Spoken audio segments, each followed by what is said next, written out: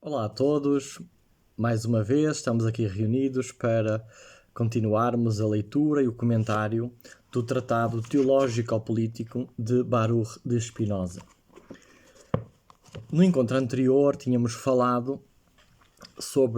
dado início ao capítulo sobre a revelação ou a profecia, em que Spinoza então vai nos dar os critérios para nós analisarmos o que é a revelação e aquilo que nós devemos considerar como revelação na Escritura. Spinoza usa sobretudo o termo profecia para a revelação e ele dizia que maioritariamente ela se dá de dois modos, ou por palavras, portanto por vozes, ou por imagens. E então, nós na aula, na sessão passada, tivemos a ver como o fenómeno da revelação por voz ou por palavras era extremamente raro e que se restringia basicamente a um episódio que aconteceu com Moisés.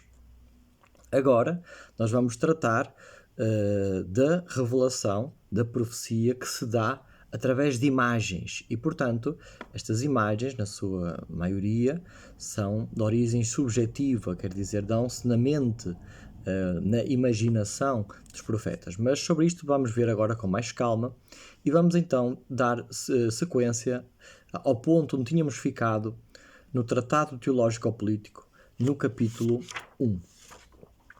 E então continuemos. E diz assim Spinoza: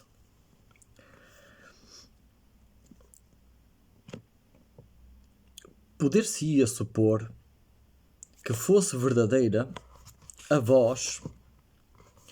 Perdão, vamos agora continuar. Diz assim: que houve revelação só por imagens, está claro pelo livro 1 dos Paralipómenos, que é o livro das Crónicas, capítulo 21, onde Deus mostra a David a sua cólera por meio de um anjo que empunha uma espada. Então, no livro das Crónicas, aparece um anjo portador de uma espada. O mesmo acontece com Balaão, e embora Maimónides e alguns outros pretendam que esta história e todas as que contam a aparição de um anjo, por exemplo a de Manoé, a de Abraão, quando tencionava imolar o filho, etc., aconteceram em sonhos, pois ninguém poderia, de olhos abertos, ver um anjo. Estão com certeza a falar de cor. Portanto, já falámos sobre isto, a leitura do Tratado Teológico, este tratado dedicado à teologia, acompanha de perto, numa crítica constante, o Tratado de Teologia de Maimónides, que é o Guia dos Perplexos. E, portanto, ao mesmo tempo que este tratado teológico é um sucedâneo do Tratado Teológico de Maimónides, portanto, do Guia dos Perplexos, é também uma profunda crítica a esse tratado. E então, a crítica fundamental a Maimónides é que Maimónides força o sentido da Escritura para fazê-la conciliar com a razão. E então Spinoza critica esse método, diz que através desse método nós não chegamos ao verdadeiro sentido que o autor da Escritura tem para nos dar, apenas chegamos ao sentido imaginário que nós queremos realizar na nossa mente, ao tentar conciliar aquilo que eu sei hoje com aquilo que o autor sabia naquela época ou pensava naquela época. E então, ele aqui diz que, por exemplo, Maimónides, já tendo uma visão mais racionalista acerca do mundo sobrenatural, então ele vai dizer que nestas passagens em que o sobrenatural irrompe no natural, ele então vai ter uma tendência para fazer uma leitura alegórica. Portanto, vai passar da realidade física para uma realidade espiritual. E então, quando a Escritura diz que é um anjo que aparece, Maimónides tem a tendência de dizer então que isto é uma alegoria, que ele viu aquilo em imaginação, que obviamente que nenhum anjo lhe apareceu, porque os anjos não têm forma, não têm corpo, não têm matéria. Ora, o que Spinoza está a dizer aqui é que nós não podemos concluir isto do que está no texto da Escritura. Então, aqui Spinoza não quer fazer nenhuma afirmação sobre a verdade do que está escrito na Escritura, como já vimos, apenas está a tentar ser fiel ao que o texto diz e não deduzir do texto aquilo que nós não podemos deduzir. E então ele diz que aquelas pessoas como Maimónides que contam que todos este tipo de aparições são apenas alegóricas, são apenas no imaginário, estas pessoas estão com certeza a falar de cor, quer dizer, estão a inventar, não estão baseadas em nada escriturístico. Continua ele. A única coisa que eles procuraram, e aqui eles, sobretudo Maimónides, foi extorquir à escritura as frivolidades aristotélicas. Portanto, aqui uma crítica direta a Maimónides, que é um aristotelista, e que vai tentar, naquela época estava muito em voga o Aristóteles, não é? Como sendo a ponta de lança da ciência e da filosofia da época, e portanto, tanto no cristianismo, por exemplo, há essa tendência. Os primeiros a traduzir Aristóteles, a trazer os Aristóteles para a Europa, foram os árabes, e portanto são os averroístas, sobretudo com o Averroes, que vai ser um grande tradutor de Aristóteles. Eles vão trazer Aristóteles para a Europa, e então há nos meios universitários há um entusiasmo enorme pela nova ciência, por assim dizer, que era a ciência de Aristóteles. E toda a gente queria harmonizar ou seguir as doutrinas de Aristóteles, tanto no mundo cristão como no mundo judaico. Ora, houve vários problemas, porque Aristóteles vinha de uma filosofia pagã, em que, por exemplo, defendia a eternidade do mundo, defendia a existência de um intelecto universal, portanto, de uma espécie de uma mente universal, do qual cada um fazia parte, dessa mente universal. E então, isso ia justamente contra muitas doutrinas religiosas dos cristãos, dos muçulmanos, dos judeus. Entre elas, por exemplo, a da criação do mundo, que o mundo tinha um princípio, um começo. A outra, por exemplo, era em relação à alma individual, à liberdade, de escolher entre o bem e o mal, ao julgamento da alma individual, porque se pertencia a uma alma universal, como é que era possível depois haver então um julgamento, um juízo acerca da moral de uma alma individual? E então, por exemplo, no mundo cristão, os bispos de Paris, por exemplo, proibiam o estudo de Aristóteles na Universidade de Paris. E o Papa, inclusive, colocou sanções a quem estudasse Aristóteles. Até que um monge dominicano foi incumbido de ler Aristóteles e tentar harmonizar Aristóteles com a teologia cristã. Este monge é Tomás de Aquino, considerado um santo pela Igreja Católica. São Tomás de Aquino é a grande referência do pensamento católico, é a grande referência da escolástica, e portanto é ele que vai definir o cristianismo medieval, que vai chegar até o século XX. É a teologia tomista que vai definir a doutrina teológica do cristianismo. E, portanto, essa doutrina foi feita justamente com uma harmonia entre a teologia, a revelação, por um lado, e, por outro, desta ciência, entre aspas, não era uma ciência moderna, esta ciência aristotélica, que era, na altura, a ponta de lança da ciência, do que se sabia sobre ciência. Mas antes de Tomás de Aquino ter feito isso, já no mundo judaico, Maimónides tinha feito esta tentativa de harmonizar a ciência judaica, portanto a revelação judaica, com a ciência aristotélica. E uma destas obras é o Guia dos Perplexos, justamente para aqueles judeus que tinham mais conhecimento, que estavam a par dos conhecimentos da época, e que então, para não romperem com o judaísmo, com as crenças judaicas, porque em grande parte havia contradições, então ele procura guiar estes estudantes perplexos e mostrar que há entre as duas coisas pontos em comum e que é possível conciliar até as aparentes contradições. E quando não é possível conciliá-las, como é, por exemplo, o caso da criação do mundo, dizer que o mundo era eterno, então nós devíamos dar primazia à revelação. Portanto, este tinha sido o critério, que depois vai ser o mesmo critério que Tomás de Aquino vai usar também. Quando havia uma contradição que não era possível resolver, então a primazia estava sobre o dogma, sobre a revelação. É muito interessante aqui fazer este parênteses. Este judaísmo medieval de Maimónides é o judaísmo que vai prevalecer até ao iluminismo, até ao século das luzes. E também esta é a teologia católica de Tomás de Aquino, é a teologia que vai prevalecer até ao século das luzes. É depois, a partir do iluminismo, e não significa que seja logo no início do iluminismo, mas o iluminismo veio trazer este confronto, sobretudo a ciência moderna, a partir de Galileu, a partir depois da revolução científica que se vai dando e que vai chegando a um aprimoramento no século XX.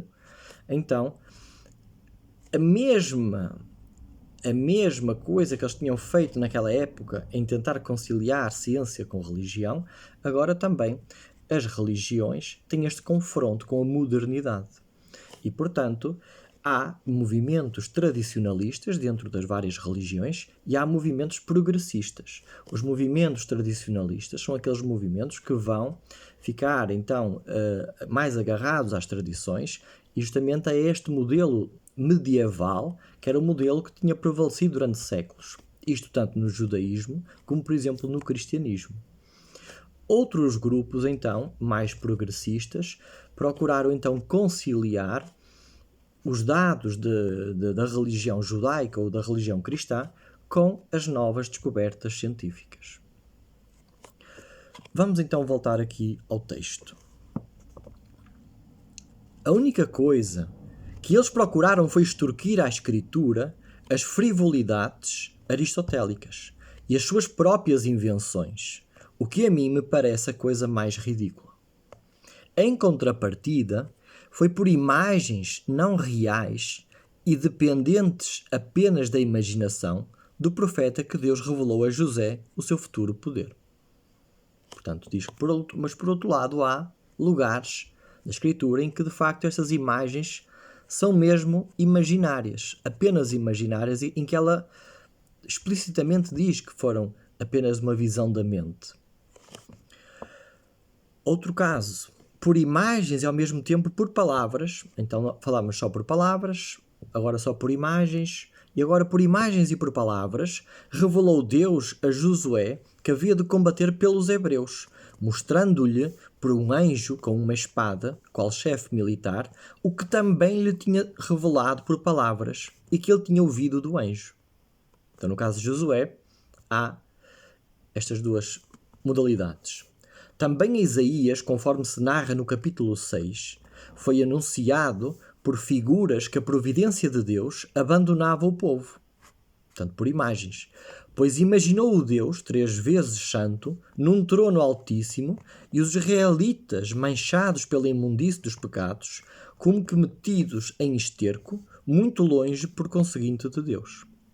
Compreendeu assim o miserável que era o estado presente do povo, ao passo que as suas calamidades futuras lhe foram reveladas por palavras como que pronunciadas por Deus.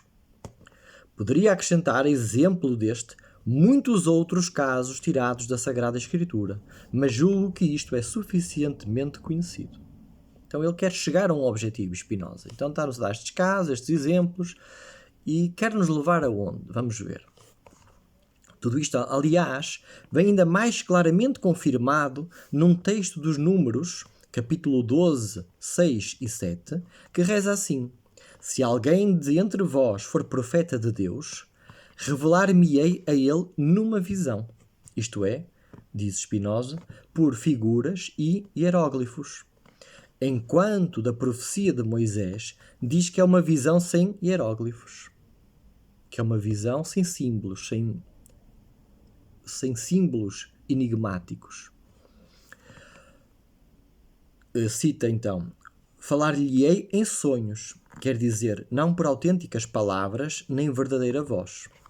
No entanto, diz a Escritura, a Moisés, não me revelo assim. A ele falo boca a boca e numa visão, mas não por enigmas. E ele olha para a imagem de Deus, diz Spinoza, isto é, olha para mim e fala comigo como se fosse com um amigo, e não cheio de medo, conforme vem no Êxodo, capítulo 33, 11.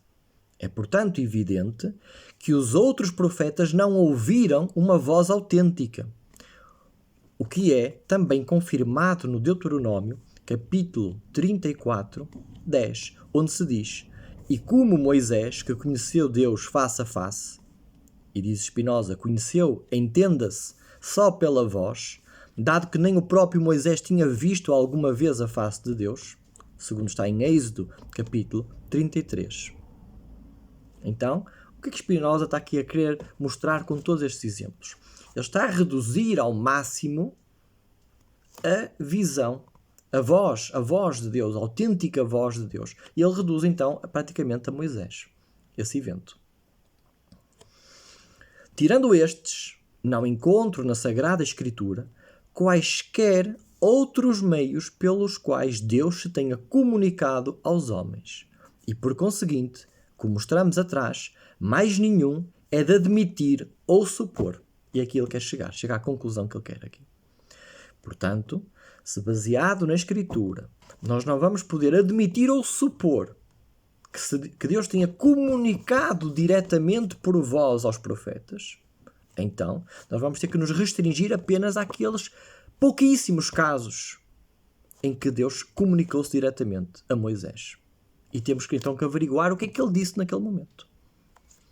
E embora se compreenda que Deus pode, sem dúvida, comunicar-se aos homens imediatamente, e aqui vamos depois falar melhor sobre isto, o que é esta comunicação imediata? Não é uma comunicação através de uma criatura, no sentido, não é através de uma voz ou de uma imagem, mas é uma comunicação direta de mente a mente. E diz, e embora se compreenda que Deus pode, sem dúvida, comunicar-se aos homens imediatamente, pois comunica a sua essência à nossa mente sem precisar de qualquer meio corporal. Quer dizer, eu, pela minha mente, consigo compreender a natureza de Deus, sem Deus ter que usar a mediação de uma imagem, de um enigma, de uma voz. É eu, pela minha mente, conseguir, a minha mente que é uma participação da mente divina, conseguir, pela minha mente, compreender a natureza de Deus, através de uma comunicação divina. Apesar disto ser possível, diz Spinoza, todavia, para que um homem percebesse só pela mente certas coisas que não estão contidas nos primeiros princípios do nosso conhecimento, nem deles se podem deduzir, a sua mente teria de ser necessariamente superior e de longe mais perfeita que a mente humana. Então, o ser humano, para atingir a essência de Deus diretamente, percebê-la inteiramente, ele tinha que ter uma mente sobre-humana para o fazer. Por isso, não creio que alguém tenha atingido tanta perfeição a não ser Cristo. E aqui é a primeira vez que Spinoza fala de Cristo no Tratado Teológico, e é muito interessante agora fazermos também um parênteses para analisarmos esta figura e o que é que ela significa para Spinoza. Mas vou só acabar a frase. Por isso, não creio que alguém tenha atingido tanta perfeição. Portanto, ele tinha como perfeição, como ideal humano, esta comunicação através da mente, de compreender a essência de Deus pela mente. E ele diz então, ele não crê que alguém tenha atingido tanta perfeição nesta compreensão da essência divina, a não ser Cristo, a quem os preceitos divinos que conduzem os homens à salvação, portanto, regra de vida, foram revelados imediatamente, portanto, através da mente, sem palavras nem visões. Então, ele vai agora explicar um pouco melhor, mas vamos só fazer aqui uma pausa para explicar isto, para perceber, então, como é que um judeu, Baruch de Spinoza, põe aqui Cristo como uma referência na sua filosofia ou teologia do conhecimento, se nós quiséssemos. Ora, então, é curioso, há várias tentativas de explicar a presença de Cristo, a questão, por exemplo, de ele referir-se a Cristo e não a Jesus, por exemplo, não é? Se dissesse Jesus, poderia estar mais a associar a figura histórica, não é? O judeu, Jesus. O Cristo já é o título de fé, é um título normalmente atribuído pelos cristãos que admitem que Jesus é o Messias que os judeus esperavam. Então, mas aqui Spinoza considera Cristo, ou será que ele então considera Cristo como o Messias, ou considera Cristo como Deus? O que é que entende Spinoza por Cristo e quem é que é Cristo para Spinoza?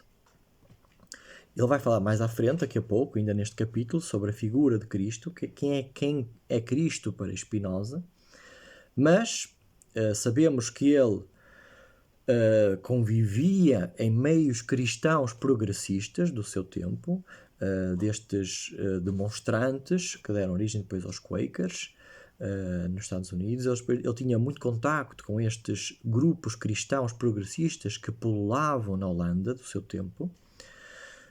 Mas ele tem uma noção de Cristo, não uma noção sobrenatural, mas uma noção muito racionalista, e da qual Cristo é para ele o exemplo, o modelo do filósofo. Então, para Spinoza, Cristo, como por exemplo Salomão, são ideais de filósofos. São os homens que se guiam justamente pela razão e que têm comunicações divinas, no caso de Cristo, imediatas. Quer dizer, é uma percepção da mente, é uma intuição da mente. Essa intuição da mente consegue chegar à essência divina na medida em que o ser humano é capaz de alcançá-la. E então Cristo é, pela regra de vida que ele implantou, pela regra de vida que ele ensinou, era então este modelo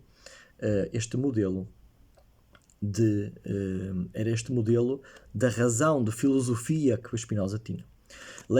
Emmanuel Levinas faz uma grande crítica e chega a dizer que Spinoza traiu o judaísmo justamente por sobrepor o Novo Testamento ao Antigo, não é? Essa crítica é preciso ser levada com muita atenção, porque não é bem o cristianismo que ele está a sobrepor. Ele vai depois, daqui a pouco, vai explicar que Cristo é este que ele defende, é o Cristo filósofo, não é o Cristo da fé. Ele vai explicar que não concorda com os dogmas cristãos, nem sequer os entende, nem os compreende, e que, portanto, não é a sobreposição do cristianismo ao judaísmo, mas é do próprio Cristo como uma figura judaica, mas que na linha dos escritos sapienciais e do profeta e do rei Salomão, coloca-se como um ideal de sabedoria dentro do próprio judaísmo. Mas não só para os judeus, mas para toda a gente, para o mundo inteiro. Portanto, esta missão universal, que era a missão da filosofia. Portanto, a filosofia tinha este caráter universal, que não servia apenas para um determinado povo. Por exemplo, os profetas falavam numa linguagem própria para que um determinado povo, no caso o povo judeu, compreendesse aquela mensagem universal. Quer dizer, a mensagem de si era universal, mas era aplicada através de um discurso profético e teológico para um determinado povo, através de imagens. Cristo, como filósofo, tem uma linguagem universal e, portanto, trata do tema universal, que é o tema da ética, da regra de vida, para um público universal também, através da filosofia. Por isso não há aqui nada, quando ele fala de Cristo, não está a falar da religião, mas está a falar da filosofia. Porque ele tem então Cristo como um filósofo, como um gênio da filosofia, um gênio espiritual, que soube transmitir estes princípios de um modo universal. Por isso, não creio que alguém tenha atingido tanta perfeição a não ser Cristo, a quem os preceitos divinos que conduzem os homens à salvação foram revelados imediatamente, sem palavras nem visões. Deus manifestou-se, portanto, aos apóstolos através da mente de Cristo. Quer dizer, os apóstolos eram discípulos. O que eles souberam porque Cristo os ensinou. Ele vai dizer que os apóstolos não eram profetas, eram professores. porque os apóstolos não viram, não tiveram visões, não tiveram revelações, apenas aprenderam aquilo que ouviam deste Cristo filósofo. Como outrora a Moisés, por meio de uma voz que vinha do ar. Da mesma forma que Moisés aprendeu através de uma voz que vinha do ar, uma voz objetiva, segundo diz a Escritura, assim também os apóstolos aprenderam da mente de Cristo. E assim, a voz de Cristo, tal como aquela que Moisés ouvia, pode chamar-se a voz de Deus. Esta voz que alcança a essência de Deus, que alcança a verdadeira regra de vida, portanto, a verdadeira filosofia, podemos chamar esta voz a voz de Deus. Nesta lógica hebraica de atribuir a Deus as coisas sem olhar para as causas intermédias. E, portanto, pode chamar-se Cristo a voz de Deus, neste sentido. Neste sentido, podemos também dizer que a sabedoria divina, isto é, a sabedoria que é superior à do homem, quer dizer, como esta sabedoria superior à do homem, há bocado ele fala que para alcançarmos esta essência divina tínhamos que ter uma mente sobre-humana. Então quer dizer que Cristo é um ser sobre-humano, além, e que tem uma sabedoria sobrenatural, superior ao ser humano? É isto que ele está a dizer, então, que Cristo é esta figura da fé divina? Não. Quando ele fala aqui do humano, está a falar do nível básico do ser humano, em que ele baseia o seu conhecimento nas percepções, naquilo que ele vê, naquilo que ele apreende com os seus sentidos, e no máximo, através da razão, daquilo que com o raciocínio que ele faz, a partir daquilo que ele vê. Portanto, estamos a falar do primeiro nível de conhecimento, a partir dos sentidos. Depois estamos a falar do segundo nível de conhecimento, que é através da razão, deduzida dos sentidos. Ele vai falar destes níveis de conhecimento na ética, mas há um terceiro nível de conhecimento, que é o maior de todos. E este terceiro nível de conhecimento é um nível que está acima dos homens, no sentido que está acima do normal dos homens, mas que os homens podem atingir. Ele não é sobrenatural, ele é natural, mas é algo muito alto dos seres humanos, e que nem todos os seres humanos atingem este nível. E este nível, que é o conhecimento intuitivo de Deus, que é o conhecimento intuitivo da unidade do universo e da natureza, é o conhecimento da essência divina. Este conhecimento de terceiro género, hoje podemos chamá-lo de consciência cósmica, desta noção que está para além do self, que está para além da individualidade. É uma consciência de conjunto que a pessoa tem, não por um raciocínio, mas por uma intuição, por uma visão relâmpago, da qual ele percebe que é uma parte de um todo muito maior. Esta visão de conjunto é esta visão superior que ele está aqui a referir-se. E que Cristo tinha tido esta percepção, esta consciência cósmica, por assim dizer, e o que fazia dele um verdadeiro filósofo. Então, diz, neste sentido, podemos também dizer que a sabedoria divina, isto é, a sabedoria que é superior à do homem, e podemos dizer do homem comum, assumiu em Cristo a natureza humana. Ou seja, ali, aquela mente divina, que é a mente de todo o universo, refletiu-se na visão que aquele homem tinha, na natureza humana. E Cristo foi o caminho da salvação. Então, ele no fundo está a dizer assim, se nós compreendermos então as coisas desta maneira, ok, até podemos ter uma linguagem parecida com aquela do cristianismo. Até podemos dizer isto, que Cristo é a voz de Deus, é o Logos divino. Até podemos dizer que ele é a tal sabedoria humana, a tal sabedoria de Deus, feita carne, feita homem. Até poderemos dizer que ele é o caminho da salvação, no sentido que ele entende por salvação o quê? A felicidade e o conhecimento intuitivo de Deus. Então, a compreender as coisas por este tema, para esta perspectiva, ele então diz que até concorda, e só neste sentido, com algumas afirmações cristãs. Porque é o público maioritário que está a ler o tratado. Tenhamos isso em atenção. Devo, no entanto, advertir, e portanto eu aqui quero fazer esta ressalva, devo, no entanto, advertir aqui que me abstenho de falar do que certas igrejas afirmam sobre Cristo. E nem sequer para o negar, pois confesso com toda a franqueza que não compreendo. Então ele está a falar dos dogmas, como é o dogma da encarnação, como é o dogma da Trindade, e outros dogmas em que ele diz que ele nem sequer vai argumentar para negar. É que ele diz que nem sequer compreende como é que isto pode ser elaborado, esse pensamento. Tudo o que até agora afirmei são conjecturas a partir da própria Escritura. E em parte alguma eu li que Deus apareceu a Cristo, ou que lhe falou. Portanto, ele agora vai se basear nas próprias Escrituras do Novo Testamento, nas próprias Escrituras cristãs. E vai dizer que lá, na Escritura cristã, nunca apareceu nada a dizer que Deus apareceu a Cristo. Não diz. Ou que lhe falou. Mas sim que Deus foi revelado por Cristo aos apóstolos. Quer dizer, Cristo ensinou aos apóstolos quem era Deus. Ou o que é Deus. Que Cristo é o caminho da salvação, neste sentido, por dar aos homens uma verdadeira regra de vida que os conduz, através do verdadeiro conhecimento de Deus, a uma regra de vida, a um caminho adequado para alcançar a felicidade nesta vida. E, finalmente, que a lei antiga foi transmitida por um anjo e não diretamente por Deus, etc.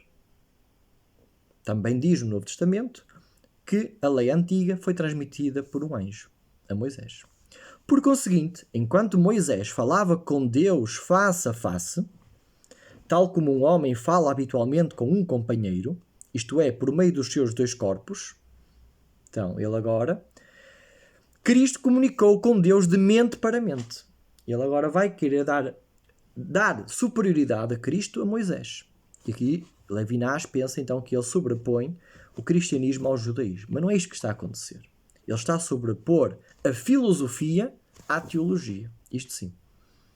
Porque para ele Moisés representa a profecia, significa este conhecimento de Deus que se dá apenas por figuras, por criaturas, através da criação, quer por uma voz, quer por uma imagem, seja real ou imaginária, mas é sempre mediada por um corpo, é sempre mediada por uma criatura, ok? Enquanto que, e portanto isso dá origem à profecia, à revelação, à teologia. Por outro lado, a filosofia é um conhecimento em que esse conhecimento não se dá por meio de um corpo, mas dá-se imediatamente a partir de uma intuição, a partir do intelecto, em que o intelecto compreende por um vislumbre a essência, a unidade de tudo. Ok? E portanto, por isso, essa consciência sem imagens, sem mediações, mais abstrata, ela é mais certeira, é mais adequada, é menos compreensível para o comum dos mortais, ao qual se deixa guiar por símbolos, por personificações, por imagens humanas de Deus. Mas a mais perfeita imagem é aquela que nós conseguimos alcançar pelo intelecto. E essa é a abordagem filosófica. E essa é a abordagem de Cristo filósofo, que ele sobrepõe à abordagem profética ou teológica de Moisés, profeta. E vamos então continuar. Está, portanto, assente que ninguém, além de Cristo, recebeu, portanto, ele está a basear-se na Escritura, não é? Portanto, na Escritura, e portanto, está a falar para cristãos e, portanto, assume que eles aceitam a Bíblia hebraica, a que eles chamam o Antigo Testamento, com o Novo Testamento. Então, ele está neste horizonte. E, portanto, neste horizonte está, portanto, assente que ninguém, além de Cristo, recebeu qualquer revelação de Deus sem o recurso à imaginação. Quer dizer, sem o recurso a estas imagens, estes símbolos. Quer dizer, a palavras ou imagens. Há tal mediação de criaturas. E que Para profetizar, não é necessário ser dotado de uma mente mais perfeita. Quer dizer, para profetizar, para fazer teologia, não é preciso ser filósofo. Para ser profeta, não é preciso ser filósofo. Para falar sobre Deus, à maneira dos profetas, à maneira da religião, não é preciso ter um conhecimento científico ou filosófico daquilo que é Deus. Basta ter um conhecimento por imagens, por símbolos, por metáforas, mas sim de uma imaginação mais viva. Então a característica dos profetas não é serem gênios, não eram ser pessoas com uma capacidade agudíssima de compreender o universo, mas eram pessoas com uma imaginação viva, criativas, capazes de pôr em imagens assuntos extremamente difíceis.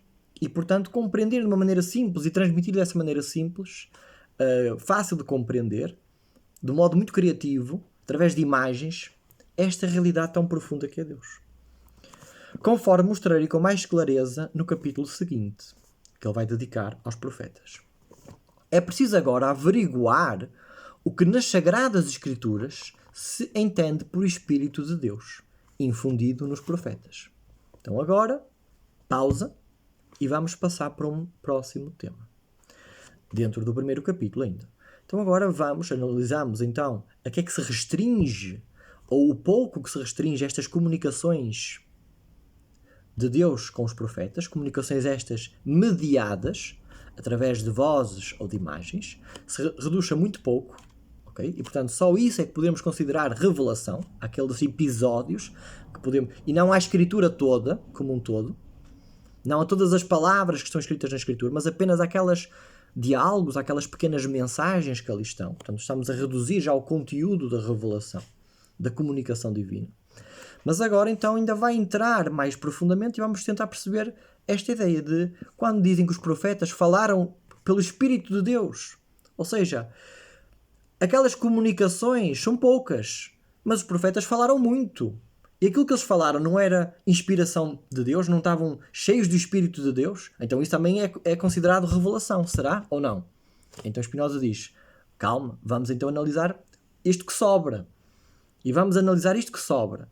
Isto que sobra, que é as palavras dos profetas, não é a palavra de Deus aos profetas, mas a palavra dos profetas aos homens. Vamos então agora averiguar se aquelas exortações, aquilo que eles disseram, poderemos considerar isso revelação. Porque dizem que, segundo alguns dizem, que os profetas falaram pelo Espírito de Deus. Então vamos perceber o que é isto. O que é falar pelo Espírito de Deus? Era uma espécie de fantoche em que Deus usava a voz deles e o corpo deles para eles falarem? É isso que está em causa? Vamos ver então. Para isso ele vai ter que analisar uma palavra. Ele então vai fazer uma análise minuciosa ao termo ruach, espírito, sopro. Vai dizer os vários sentidos desta palavra, ruach. Então, é preciso agora averiguar o que nas Sagradas Escrituras se entende por Espírito de Deus infundido nos profetas. Ou seja, o que quer dizer os profetas falarem pelo Espírito de Deus. Para investigar isto, é necessário, antes de mais, perguntar o que significa a palavra hebraica ruach, vulgarmente traduzida por espírito. Ruach, em sentido próprio, significa, como se sabe, vento. O sentido literal da palavra é vento, ou sopro. Mas emprega-se muitas vezes para significar várias outras coisas, as quais, todavia, derivam daquela. O hebraico, muitas palavras têm um sentido ambivalente, quer dizer, a mesma palavra tem muitos significados e é preciso olhar ao contexto para tentar perceber o significado concreto daquela palavra. É com efeito tomada por, então ele vai dar agora 7 casos, 7 modos de usar a palavra ruach. Então vai fazer um exame exaustivo à escritura. E vemos aqui o conhecimento que ele tinha da escritura e a familiaridade que ele tinha com o texto, de forma a tão facilmente ir buscar exemplos, a buscar imagens, a ir buscar, analisar palavras e ir quase como com uma concordância, ir buscá-las aos lugares certos. Primeiro sentido, hálito, como no Salmo, aparece no Salmo 135. no versículo 17, que diz: e tão pouco existe espírito na sua boca. Portanto, a palavra aqui, ruach, espírito na sua boca, aparece como hálito. Atenção que aqui, todas as citações que ele faz da Escritura, no original, estão em hebraico. Aqui, esta tradução que eu estou a usar, traduz tudo para o português. Mas se fôssemos ver isto no original latino, vamos ver que o texto está em latim e todas estas citações estão no hebraico original, para que se veja lá a palavra ruach. Segundo, significado: ânimo ou respiração, como em Samuel 1, capítulo 30, versículo 12. E voltou-lhe o espírito, isto é, respirou. 3. Coragem, força, como em Josué capítulo 2, versículo 11. E não se encontrou depois espírito em nenhum homem. A mesma coisa em Ezequiel capítulo 2, versículo 2. E veio a mim o espírito, ou a força, que me fez levantar sobre os meus próprios pés. Quarto sentido, virtude, aptidão, como em Jó capítulo 32, versículo 8. Certamente, o próprio espírito está no homem, diz Spinoza, ou seja, a ciência não deve procurar-se unicamente nos velhos, já que eu verifico que ela depende da virtude e da capacidade singular do homem. A mesma coisa, idem, nos Números, capítulo 27, versículo 18. O homem em quem está o espírito. Quinto sentido, intenção, como nos Números, capítulo 14, versículo 24. Ele já a fazer esta enumeração, já nos está aqui, de modo subliminar, já aqui está a dizer a muitos teólogos cristãos que não conheciam a língua hebraica, a dizer: olha, vamos lá com calma, porque não é porque leram essa palavra do latim na Escritura que já pensam que entenderam tudo. Porque a Escritura, para ser bem compreendida, temos que ir à origem, à linguagem original, ao hebraico, e vamos perceber que o hebraico é ambivalente, é polissémico, e que a mesma palavra pode ter muitos sentidos. Portanto, vamos lá com calma, em não precipitar em afirmar já coisas a partir da Escritura. É no fundo isto que ele está a querer dizer. Quinto, intenção. Como nos Números, capítulo 14, 24, porque foi outro o seu espírito, quer dizer, uma outra intenção, uma outra mente. A mesma coisa, idem, nos Provérbios, capítulo 1, versículo 23. Eu vos direi o meu espírito, isto é, a minha mente, a minha intenção. Neste mesmo sentido, continua Spinoza, emprega-se para significar a vontade, a decisão, o apetite e a impetuosidade, como em Ezequiel, capítulo 1, versículo 12. Iam aonde tinham espírito, ou vontade, de ir. A mesma coisa em Isaías, capítulo 30, versículo 1. E para derramar uma libação, e não do meu espírito.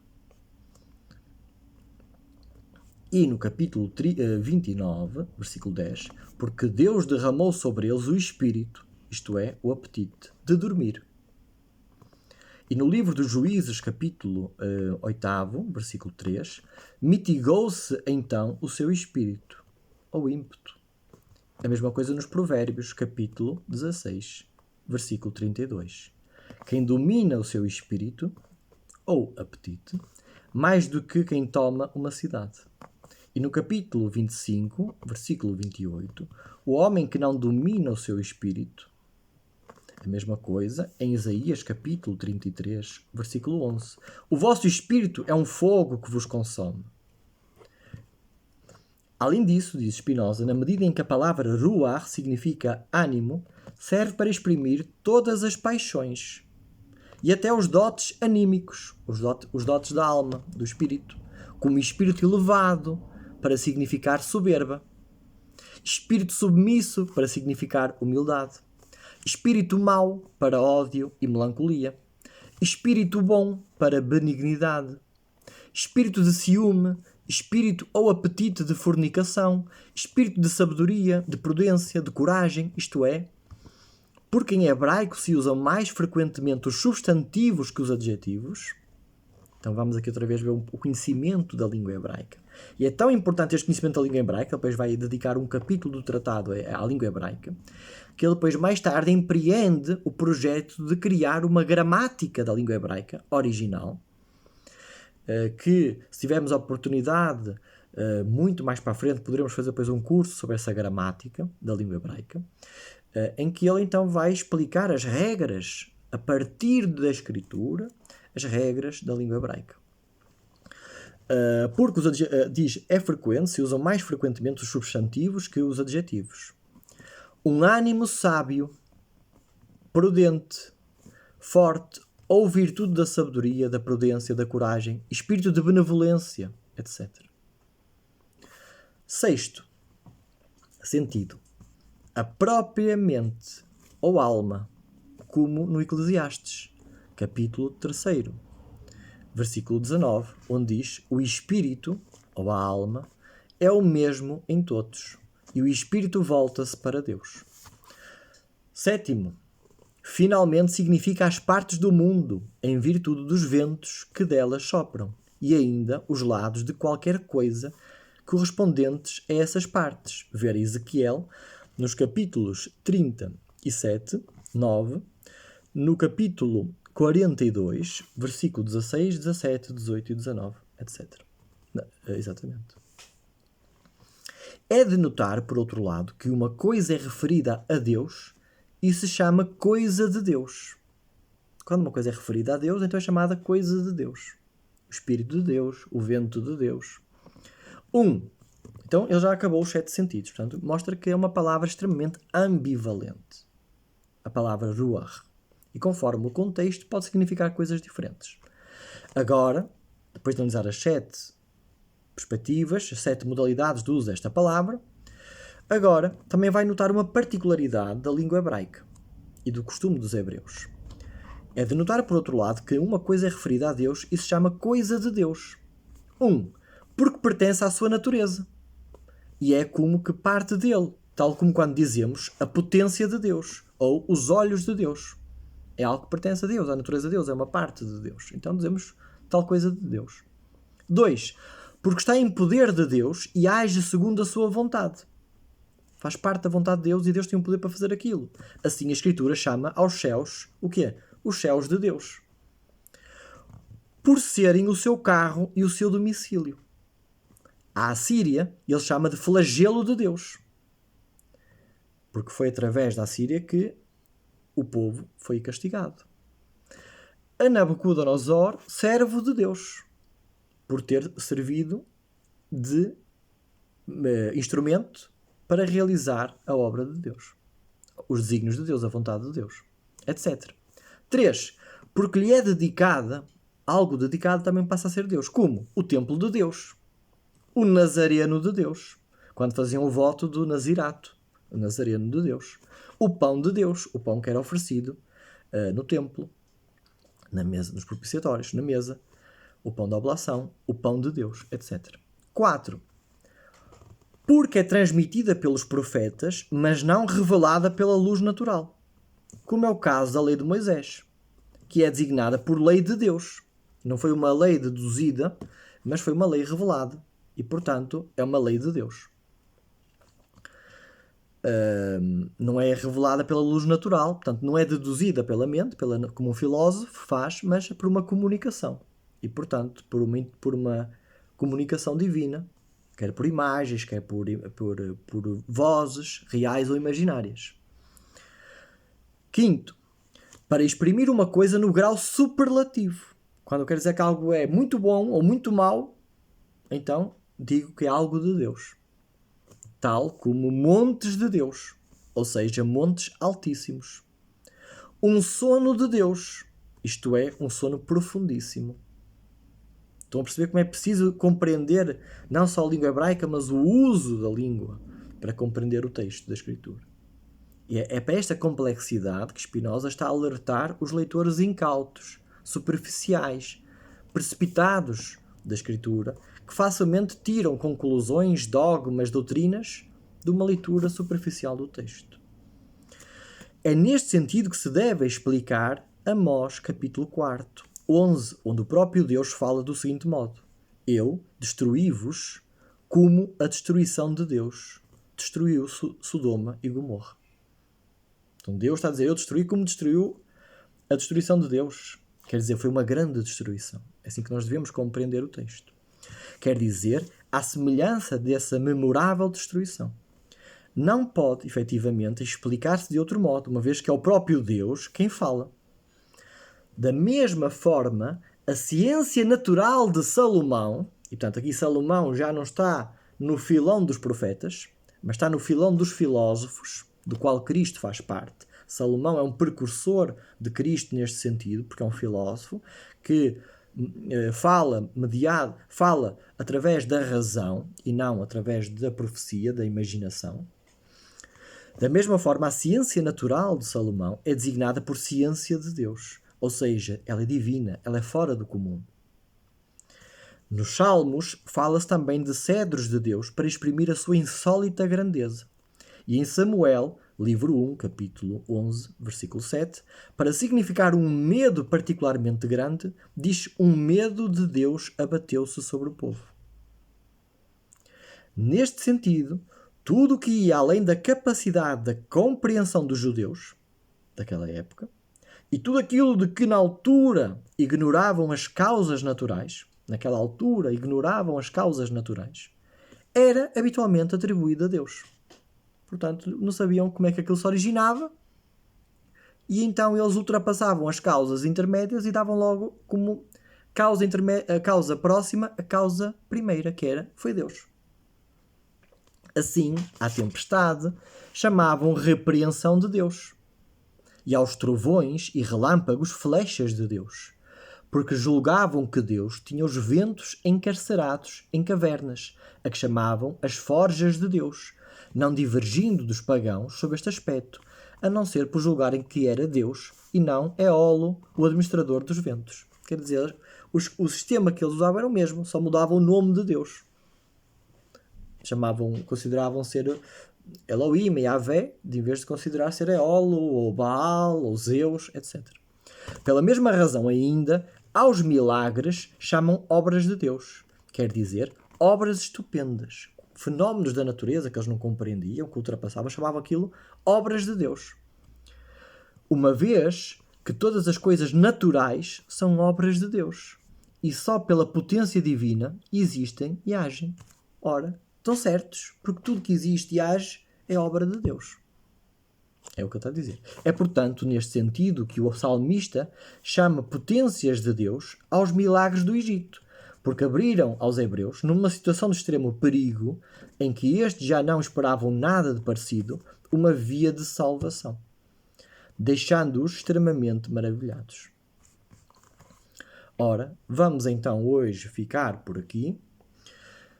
Vemos como Spinoza pega neste assunto complexo da revelação, da profecia, e vai destrinchando, vai, de modo analítico, reduzir aquilo a muito pouco. E vai começar a analisar e vai tentar fazer-nos compreender como é que, então, devemos ter mais cuidado quando atribuímos algo diretamente a Deus. Temos que ver se aquilo de facto foi uma profecia, tal como a Escritura a considera, quer dizer, uma comunicação por imagem ou por palavras, a Deus diretamente ao profeta, ou se apenas foi o profeta a falar, e que a Escritura usa o termo Espírito de Deus. Ou se estamos a falar de algo atribuído a Deus, devido a este modo de falar dos hebreus. Então não vamos agora, tudo que diga qualquer coisa de palavra de Deus, ou qualquer coisa de Deus, então é uma revelação. É considerado revelação. Ele diz, calma com isso. Vamos perceber a língua hebraica, vamos perceber o modo como os hebreus usaram a língua, para então extrair daí conclusões seguras e não precipitadas. Ele agora começou a falar sobre os milagres, depois também vai haver um capítulo só para isso, em que ele vai dedicar aos milagres.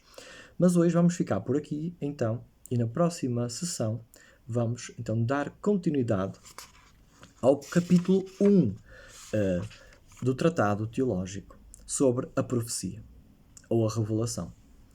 Espero que tenham gostado e até à próxima. Um grande abraço a todos.